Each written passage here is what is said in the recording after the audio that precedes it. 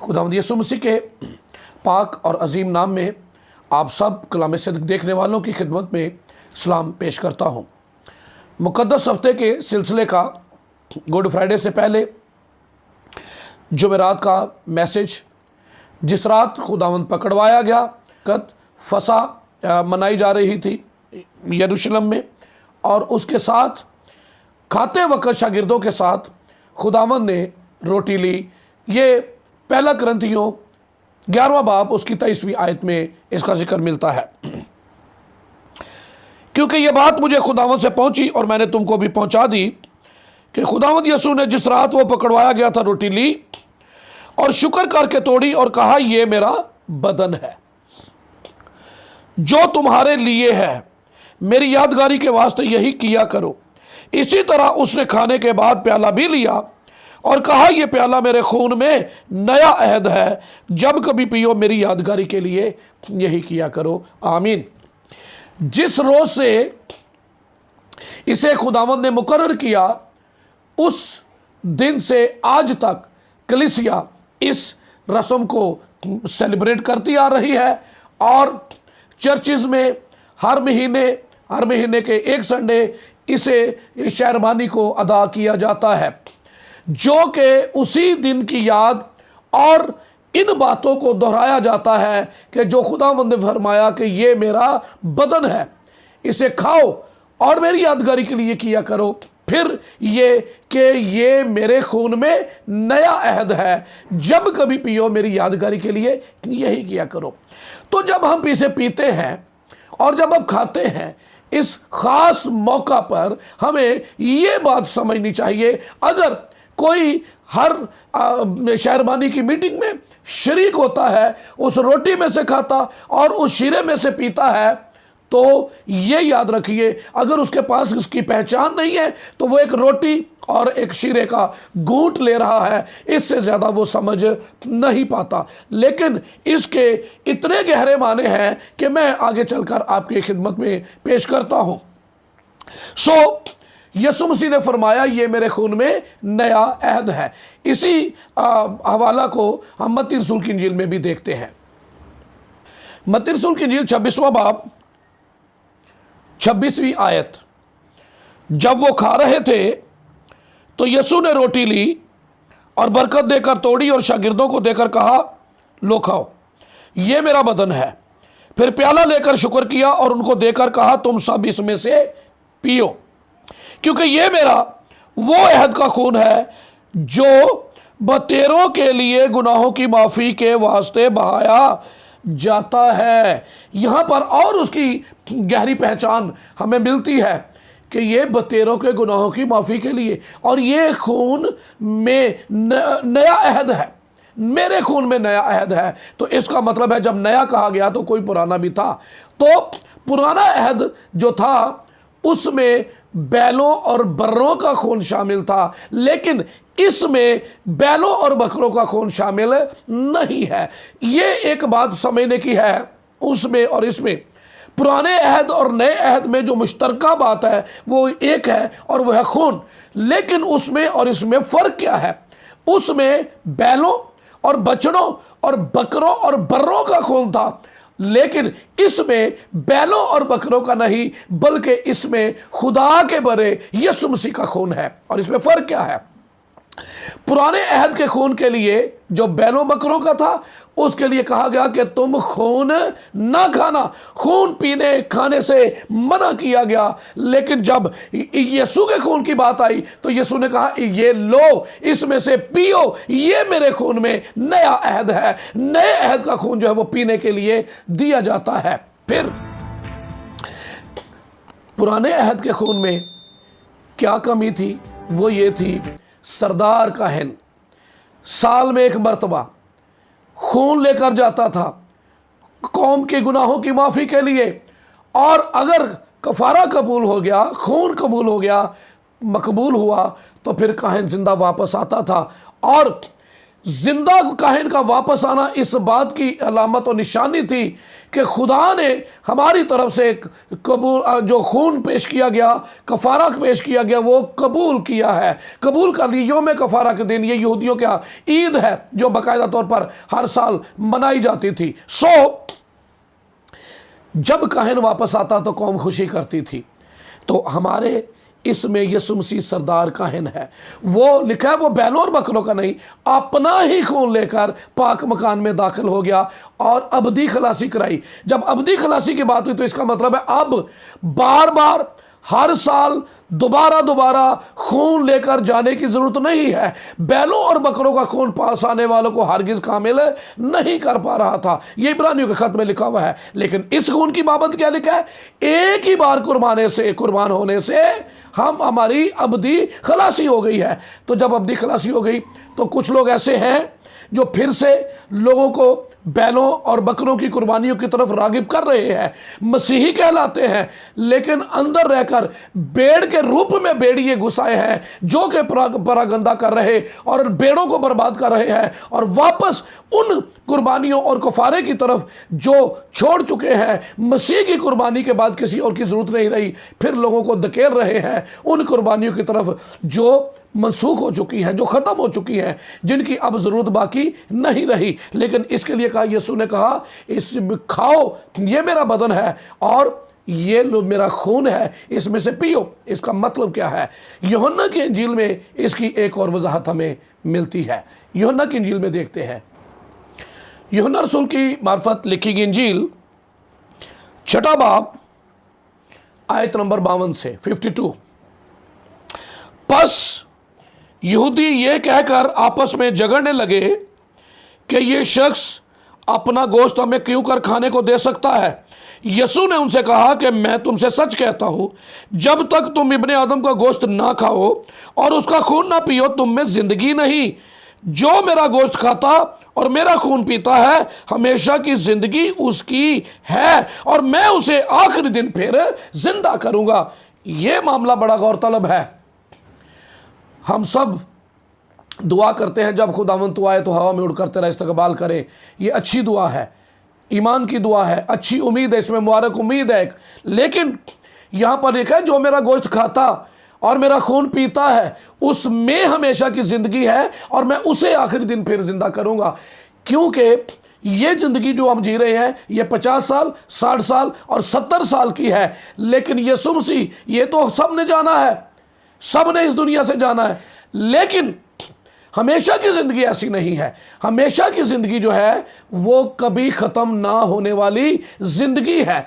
यानी इसके बाद हम जब खुदावंद आएगा तो जो उसके लोग हैं वो जब उठाए जाएंगे तो उन्हें एक जलाली बदन दिया जाएगा और जलाली बदनों के साथ वो अब तक हमेशा हमेशा खुदा की हजूरी में जिंदा रहेंगे। पर यहाँ देखें कितना बाज़ लोग सोचते हैं कि क्या फ़र्क पड़ता है, ना लें और कुछ नहीं लेते।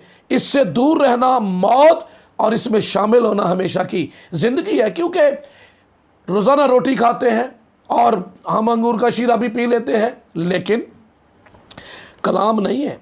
कलाम इस पर ठहरा जो रस्म की अदायगी, जिस पर हम बरकत चाहकर और यीशु मसीह के कलाम को इसमें शामिल करके जब उसे लेते हैं तो हमारे अंदर ज़िंदगी को जारी करता है। हम और उसने यीशु मसीह ने फरमाया ये मेरा गोश्त है, जो कोई उसे खाता है सो हमेशा की ज़िंदगी उसकी है। ये 1 दिन वाली 2 दिन वाली नहीं है, बल्कि ये हमेशा की ज़िंदगी है और ये जलाली बदन बख्शे जाएंगे। सो आगे पढ़ता हूँ 55 आयत नंबर 55 से, क्योंकि मेरा गोश्त फिल हकीकत खाने की चीज़ और मेरा खून फिल हकीकत पीने की चीज़ है। जो मेरा गोश्त खाता और मेरा खून पीता है वो मुझ में कायम रहता है और मैं उसमें। जिस तरह जिंदा बाप ने मुझे भेजा और मैं बाप के सबब से जिंदा हूं, उसी तरह वो भी जो मुझे खाएगा मेरे सबब से जिंदा रहेगा। आमीन। जिंदा बाप ने मुझे भेजा और मैं बाप के सबब से जिंदा हूं। यानी बाप में कौन सी जिंदगी है? हमेशा की जिंदगी। वो हमेशा तक रहेगा, अज़ल से अब तक हमेशा तक रहेगा। और लिखा है फिर बेटे में भी वही जिंदगी है जो बाप वाली जिंदगी है। जो बाप में वो बेटे में, यानी अब तक हमेशा कायम रहने वाली, हमेशा जिंदा रहने वाली। और यहां पर लिखा जो कोई मेरा गोश्त खाता और मेरा खून पीता है वो मेरे सबब से, उसका खून पीने से, उसका गोश्त खाने से हमेशा की जिंदगी उसमें कायम हो जाती है और वो भी हमेशा हमेशा जिंदा रहेगा। ये खुदा का कलाम है हमारे लिए। लेकिन कौन जो इसमें शरीक होता है तौबा करके गुनाहों की माफ़ी। अब हम पीते तो बाज़ ऐसे चर्चेज हैं रस्म अदा कर रहे होते हैं, पी रहे होते हैं, लेकिन दुआ ही होती है हम गुनाहगार। तो ये तो तजाद है कि आप यीशु के खून को भी पी रहे, क्योंकि यीशु का खून गुनाहों को मिटाता है, यीशु का खून गुनाहों को धोता है। इब्रानियों के खत में हम इस बात को पढ़ेंगे। इब्रानियों 9वां बाब और 12वीं आयत से पढ़ता हूं। और बकरों और बछड़ों का खून लेकर नहीं, बल्कि अपना ही खून लेकर पाक मकान में एक ही बार दाखिल हो गया और अबदी खलासी कराई। क्योंकि जब बकरों और बैलों के खून और गाय की राख नापाकों पर छिड़के जाने से ज़ाहिरी पाकीज़गी हासिल होती है, तो मसीह का खून जिसने अपने आप को अज़ली रूह के वसीला से खुदा के सामने बेअब कुर्बान कर दिया, तुम्हारे दिलों को मुर्दा कामों से क्यों ना पाक करेगा। ये है यादगारी। यीशु मसीह ने सलीब उठाई है। पतरस रसूल अपने खत में फरमाता है, तुम्हारी खलासी सोने चांदी या कीमती चीजों से नहीं हुई, बल्कि पाक और बेऐब यीशु मसीह के बेशकीमत खून से हुई है, जो अबदी खलासी जिससे हुई है, जो गुनाहों की माफ़ी दिलाता है, जिससे गुनाह धुल जाते हैं। लिखा जब गाय की राख छिड़कने से, बैलों और बछड़ों के खून से ज़ाहिरी पाकीज़गी हासिल होती है, तो फिर यीशु का खून, मसीह का खून, उसकी पाकीज़गी कैसी होगी। वो सिर्फ ज़ाहिरी को नहीं, क्योंकि उससे ज़ाहिरी होती थी बैलों के खून से, लेकिन इससे ज़ाहिरी ही नहीं बल्कि बातनी तौर पर भी अंदर और बाहर से आदमी पाकीज़ होता है, पाक हो जाता है। और इस पाकीज़गी के सबब से वो खुदा की हजूरी में ठहरने, उसकी हजूरी के में खड़ा होने के काबिल बन जाता है। और इसका सबूत हमें खुदा के कलाम में मिलता है मुकाशवा की किताब में। मुकाशवा की किताब 7वां बाब 9वीं आयत से पढ़ता हूं। इन बातों के बाद जो मैंने निगाह की तो क्या देखता हूं कि हर एक कौम और कबीला और उम्मत और अहले ज़बान की एक ऐसी बड़ी भीड़ जिसे कोई शुमार नहीं कर सकता, सफ़ेद जामे पहने और खजूर की डालियां अपने हाथों में लिए हुए तख्त और बर्रा के आगे खड़ी है और बड़ी आवाज़ से चिल्ला चिल्ला कर कहती है कि निजात हमारे खुदा की तरफ से है जो तख्त पर बैठा है और बर्रा की तरफ से। और सब फरिश्ते उस तख्त और बुजुर्गों और चारों जानदारों के गिरदा गिर्द खड़े हैं। फिर वो तख्त के आगे मुंह के बल गिर पड़े और खुदा को सजदा करके कहा, आमीन। हमद और तमजीद और हिकमत और शुक्र और इज्जत और कुदरत और ताकत अब्दुल अबाद हमारे खुदा की हो, आमीन। और बुजुर्गों में से एक ने मुझसे कहा कि ये सफ़ेद जामे पहने हुए कौन है और कहाँ से आए हैं। मैंने उससे कहा कि आए मेरे खुदावंद तू ही जानता है। उसने मुझसे कहा, ये वही हैं जो उस बड़ी मुसीबत में से निकल कर आए हैं। इन्होंने अपने जामे बर्रा के खून से धोकर सफ़ेद किए हैं, इसी सबब से ये खुदा के तख्त के सामने हैं और उसके मकदस में रात दिन उसकी इबादत करते हैं। जो तख्त पर बैठा है वो अपना खैमा उन पर तानेगा। बर्रा के खून से धोकर सफ़ेद किए हैं, इसे लिखा है पाक बनो जैसा तुम्हारा बनाने वाला पाक है। हमारी पोशाक, ऐसी पोशाक दी जाएगी, पाक सफ़ेद। और जिसके पास ये पोशाक है वो खुदा की हजूरी में, खुदा के तख्त के सामने खड़ा होने का मकदूर हासिल करेगा।